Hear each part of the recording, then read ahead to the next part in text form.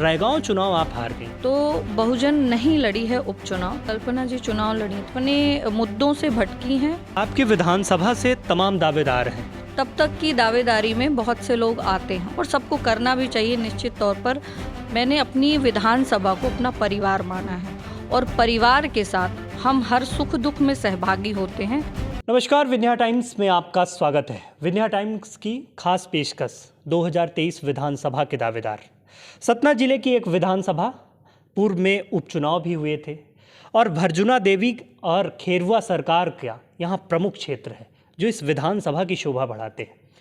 हमारे साथ एक दावेदार के तौर पे अपने हिस्से की दावेदारी जनता के बीच और पार्टी के बीच कर रही हैं। पूर्व में उपचुनाव भी लड़ चुकी हैं, प्रतिमा बागरी जी हैं।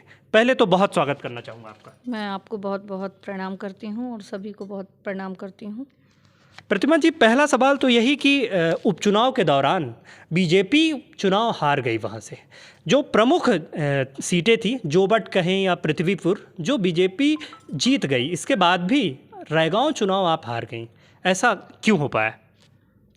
देखिए, चुनाव हारने के बहुत से कारण थे, जिसमें प्रमुख तौर पे अगर कहा जाए तो जो राजनीतिक समीकरण है, तो उसमें हमेशा परंपरागत एक बार यहाँ की विधायक भी रह चुकी हैं बहुजन से, तो बहुजन बाहुल्य ये क्षेत्र है और इस कारण से यहाँ त्रिकोणीय मुकाबला सदैव रहा है। तो बहुजन नहीं लड़ी है उपचुनाव, इस कारण से एक बहुत प्रमुख कारण रहा जिसके कारण हम उपचुनाव हारे। प्रतिमा जी, क्षेत्र की अगर बात करें, कल्पना वर्मा कांग्रेस से विधायक हैं, क्षेत्र में एक्टिव हैं, क्या मानती हैं विकास कार्य किस तरह की हो रहे हैं क्षेत्र में? क्योंकि लंबा समय हो गया विधायक हुए, किस तरह के कार्य हो रहे हैं?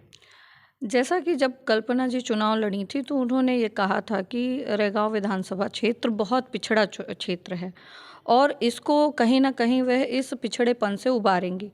पर विगत आज 1.5 वर्ष पूरा हो चुका है, मैंने ऐसा अभी तक उनके माध्यम से कोई भी काम नहीं देखा है कि जो कराकर उन्होंने क्षेत्र को एक संदेश दिया हो कि उन्होंने पिछड़ेपन से उबारने के लिए कोई भी छोटा सा प्रयास किया है। तो कहीं ना कहीं वे अपने मुद्दों से भटकी हैं और क्षेत्र को बिल्कुल अनदेखा किया है। लोगों का यह तक कहना है कि छोटी सी समस्या भी यदि उनके पास आती है और उसको लेकर यदि वह उनसे संपर्क करने का प्रयास करते हैं तो उनका फ़ोन तक नहीं रिसीव होता। तो जो विधायक छोटी सी समस्या के लिए लोगों का फ़ोन ना उठाए, वह विधानसभा के क्षेत्र की बड़ी समस्याओं को सुलझाने के लिए कैसे काम करेगी। इसलिए मुझे नहीं लगता है कि कोई उनके माध्यम से अभी तक क्षेत्र में बड़ा काम हुआ है। रैगांव विधानसभा ग्रामीण क्षेत्र पूरा आता है। प्रमुख मुद्दों की अगर बात करें, क्योंकि विधानसभा में जो प्रमुख समस्याएं जनता के बीच आपको महसूस होती है, वो कौन से हैं? देखिए, प्रमुख समस्याएं हैं, अभी बहुत सा ऐसा क्षेत्र है रैगांव विधानसभा में जहां अभी रोडों की समस्याएं हैं और जो छोटी छोटी समस्याएं हैं उनमें आप पानी की और बिजली की कह सकते हैं। इन समस्याओं को यदि हम दूर कर देते हैं तो रैगांव विधानसभा में एक जो बेसिक नेसेसिटी है वह दूर हो जाएगी। उसके बाद हम आते हैं विद्यालयों पे। तो सीएम राइज स्कूल, चूँकि सीएम साहब ने हमारे विधानसभा में 2 सीएम राइज स्कूल स्वीकृत किए हैं, तो उसके माध्यम से शिक्षा के क्षेत्र में कहीं ना कहीं विकास होगा और 2 कॉलेज हमारी विधानसभा क्षेत्र में हुए हैं। एक रैगांव में अभी कॉलेज स्वीकृति हुई है जिसका निर्माण कार्य चल रहा है। इस तरह शिक्षा के क्षेत्र में हमारे मुख्यमंत्री शिवराज सिंह चौहान जी द्वारा हमारी विधानसभा को उबारने का और एक नई शिक्षा के क्षेत्र में उस उन्नति लाने का काम किया गया है। दावेदार की अगर बात करें, आपकी विधानसभा से तमाम दावेदार हैं। पार्टी में भी कई बार असमंजस की स्थिति, मतभेद की चीज़ें वायरल होती हैं। आपसे पारिवारिक भी चीज़ें कई बार वायरल हुई। प्रमुख तौर पे उस पर सामंजस्य बनाना बीजेपी के लिए एक चुनौती होगा?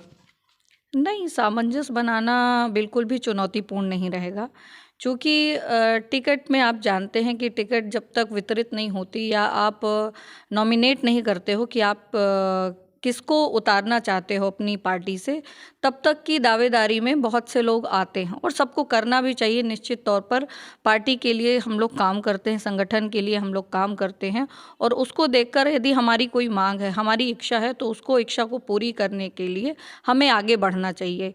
लेकिन जब पार्टी निर्णय ले ले, जो भी निर्णय ले ले, उसको स्वीकारते हुए हमें अपना बड़ा हृदय करना चाहिए और पार्टी के प्रति वफादारी के साथ काम करते हुए आगे बढ़ना चाहिए। प्रतिमा बागरी क्षेत्र में जा रही हैं, अपने खुद को लेकर प्रतिमा बागरी किस तरह के एडवांटेज देख रही हैं अब रैगांव विधानसभा में?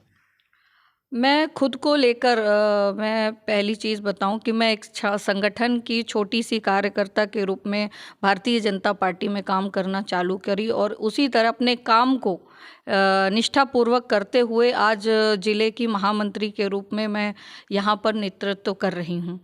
और अब रही हमारे विधानसभा की बात, तो जब से पार्टी ने यह निर्णय लिया था, उपचुनाव मुझे लड़ाया था और उपचुनाव के बाद मैंने अपनी विधानसभा को अपना परिवार माना है और परिवार के साथ हम हर सुख दुख में सहभागी होते हैं। वही विचारधारा को लेते हुए मैं चुनाव हारी जरूर, लेकिन हारने के दूसरे दिन से मैं क्षेत्र की जनता के बीच उनके हर सुख दुख में सहभागी हूँ, उनके हर एक परिस्थिति में उनके साथ खड़ी रहती हूँ। उनकी जो भी समस्याएं होती हैं यथाउचित उसको समाधान करने के लिए प्रयास करती हूँ। जो जहाँ से हो सकती हैं, जिस विभाग से हो सकती हैं, उनको वहाँ ले जाकर उनको सुलझाना और उसके बाद जो बड़ी समस्याएं हैं उसको मैं सरकार तक ले जाती हूँ, उन बिंदुओं को पहुँचाती हूँ, उसके माध्यम से वहाँ काम होते हैं और हमारे क्षेत्र के विकास के लिए उनको स्वीकृति मिलती है। विधानसभा के उपचुनाव के दौरान वो कौन सी प्रमुख चूक रह गई कि इतने सालों बाद बीजेपी जहां लंबे अरसे से जीतती आ रही है, इसके बाद भी चुनाव हार गई? देखिए, चुनाव हारे ज़रूर हैं, लेकिन अगर गणना की बात करिए तो 61,000 लोगों ने हमारा साथ दिया है और 61,000 वोट पाकर मैं विधानसभा के चुनाव में परास्त मिली है। निश्चित तौर पर परास्त होती है, चाहे एक वोट से ही क्यों ना हो, पर जो उसके बाद मैंने लोगों के बीच गई और उनके बीच बैठी, तो उन्होंने अलग अलग कारणों से अपनी दूरी बताई, जिन कारणों से वो वोट नहीं दिए हैं। लेकिन आज की परिस्थिति में अगर आप जाएंगे, जनता के बीच जाएंगे, उनकी राय लेंगे, तो निश्चित तौर पर मैं 100 नहीं 200% ये कहती हूँ कि जनता आपको यही कहेगी कि इस बार हम उन्हीं को चुनेंगे। इस बार वह हमारे बीच, हम चूँकि उनसे परिचित नहीं थे, किंतु अब 1.5 वर्षों में आप इतने से बच्चे से भी पूछेंगे तो वो जब मैं निकलती हूँ तो ये बता देते हैं कि वो देखो प्रतिमा बागरी जा रही हैं। तो इस तरह का परिचय मैंने बच्चों तक से परिचय बना लिया है। आज घर घर में मैं परिचित हूँ और बेटी के रूप में कहिए या बहन के रूप में कहिए, उस परिवार की सदस्य के रूप में मैं आज स्थापित हुई हूँ। तो निश्चित तौर पर इस बार जो स्नेह और प्रेम उनका मिलेगा वह आपको देखते ही बनेगा। आप मेरे बिना बताए क्षेत्र में जाइए और इस चीज़ की चर्चा करिए, उसके बाद आप बताएं, आप खुद कहेंगे कि आप जो बोल रही थी बिल्कुल हकीकत है। अंतिम सवाल, भारतीय जनता पार्टी ने एक लाडली बहना योजना चालू की है, आप भी एक महिला हैं, उस योजना को लेकर क्षेत्र में, प्रदेश में, आपके रैगांव विधानसभा में किस तरह का करंट है जो भाजपा के पक्ष में देखने को मिल रहा है? ये पूछना नहीं, मैंने तो बहुत से देखे हैं, छोटे छोटे क्लिप्स भी बनाए हैं।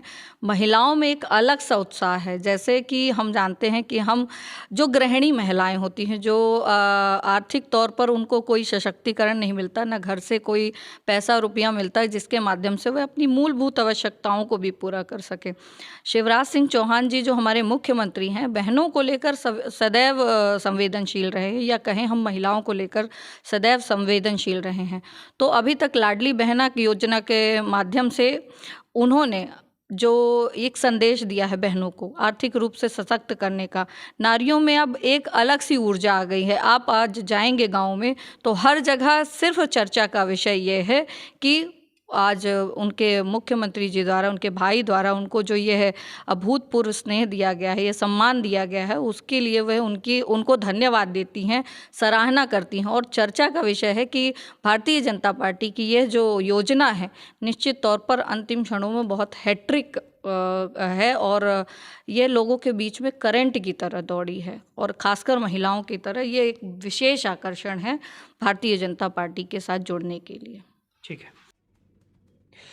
एक सवाल ये कि उपचुनाव के दौरान मुख्यमंत्री शिवराज सिंह चौहान अपने रैगांव जब दौरे पे थे, तमाम सभाओं में उन्होंने बहुत सारी योजनाओं की बात की थी। वो तमाम भूमि पूजन भी किए गए थे।